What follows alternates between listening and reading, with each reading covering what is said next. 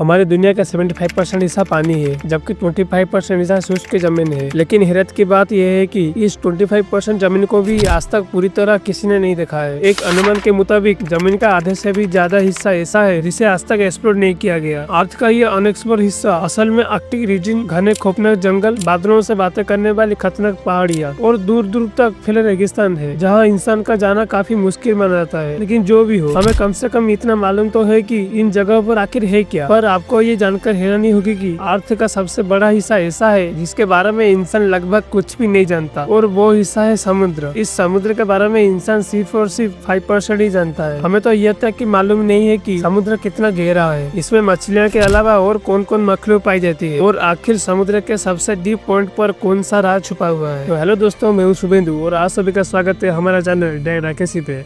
समुद्र इतना ज्यादा गहरा है कि हमारी सोच इसे इमेजिन भी नहीं कर सकता। रिसर्च और साइंटिस्ट के एक अनुमान के मुताबिक अगर हम दुनिया के सारे पहाड़ों, जमीन और तमाम बिल्डिंग्स को काट कर समुद्र में फेंक दे तो हमारी पूरी दुनिया 3 किलोमीटर गहरे पानी में डूब जाएगी। समुद्र की गहराई को समझने के लिए हम समुद्र की सतह से शुरू करते हैं। समुद्र की सतह से 40 मीटर नीचे का एरिया वो है जहाँ तक स्कूबा डाइवर्स को जाना अलाउ है। इसके बाद 93 मीटर की गहराई पर मशहूर ब्रिटिश सी लूसी टर्नर का मलबा मिला था, जो 1915 में डूब गया था। इससे थोड़ा सा ही आगे 100 मीटर की गहराई डाइवर्स के लिए बेहद खतरनाक मानी जाती है। इस पॉइंट पर अगर डीप सी डाइवर्स एहतियात न बरते तो पानी के प्रेशर से उनकी बॉडी के डिफरेंट हिस्से काम करना बंद कर सकते हैं। इसके बावजूद हार्वर्ड न्यूज नामक ऑस्ट्रियन फ्री डाइवर ने 214 मीटर की गहराई तक डाइव करके वर्ल्ड रिकॉर्ड बनाया था। खास बात यह है कि यह रिकॉर्ड उन्होंने सिर्फ एक सांस में बनाया था। उसके बाद 332 मीटर की गहराई पर स्कूबा डाइविंग का वर्ल्ड रिकॉर्ड दर्ज है, जो मिस्र के अहमद गावर ने बनाया था। अगर आप 443 मीटर तक नीचे जाते हैं तो ये गहराई एम्पायर स्टेट बिल्डिंग की ऊंचाई तक बराबर होगी। उसके आगे बढ़े तो 500 मीटर की गहराई तक दुनिया का सबसे बड़ा जीव ब्लू व्हेल